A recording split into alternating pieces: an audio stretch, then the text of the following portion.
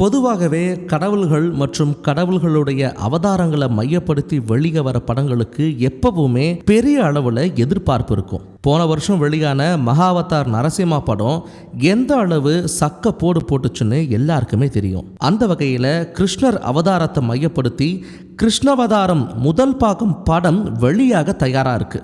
ராதையை பிரிஞ்சதுக்கு அப்புறம் துவாரகையில் இருந்து குருஷேஸ்திரம் போர் வர பகவான் கிருஷ்ணரை பின்தொடர்ந்து செல்ற ஒரு காவிய படமா, ஒரு பக்தி பயணமா இந்த படத்தை எடுத்திருக்காங்க. இது மக்கள் கிட்ட கிருஷ்ணருக்கு இருந்த ஆழ்ந்த பிணைப்புகளையும் அன்பு, கடமை, வாழ்க்கையினுடைய ஆழமான அர்த்தங்களை பற்றி அவர் பகிர்ந்து கொண்ட காலத்தால் அழியாத ஞானத்தை வெளிப்படுத்துகிற மாதிரி இந்த படத்தை எடுத்திருக்காங்க.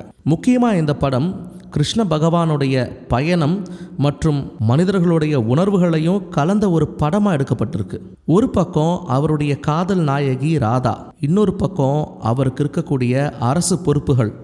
துவாரகால கிருஷ்ணருடைய அரசர் பொறுப்புகளில் ஆரம்பித்து குருஷேத்திர போரில் அவருக்கு இருந்த கடமைகள் வரைக்கும் இந்த படத்தில் அழகாக எடுக்கப்பட்டிருக்கிறதா சொல்லப்படுது. இந்த படத்தினுடைய டைரக்டர் ஹர்திக் கஜார் நிறைய படங்கள், டிவி சீரியல்ஸ், வெப் சீரிஸ் எடுத்து பல ஹிட் கொடுத்துருக்கார்.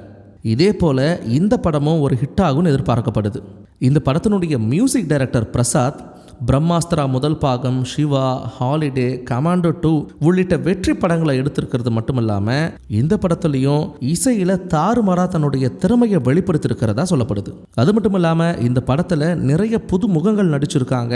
கிருஷ்ணராக சித்தார்த் குப்தாவும், ராதையா சுஷ்மிதா பாத்தும், சத்யபாமாவா ஜெயனா, ருக்மணியா, நிவாஷ்னி உள்ளிட்ட நடிகர்கள் இந்த படத்தில் நடிச்சிருக்காங்க. அது மட்டும் இல்லாமல் இந்த படத்தை 3 பாகங்களாக எடுக்க திட்டமிட்டு இருக்கிறதா சொல்லப்படுது.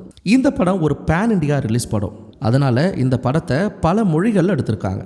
படத்தில் தத்ரூபமான விஎஃப்எஸ் காட்சிகளும் போர்க்காட்சிகள் ரொம்ப தத்ரூபமாக எடுக்கப்பட்டிருக்கிறதா சொல்கிறாங்க.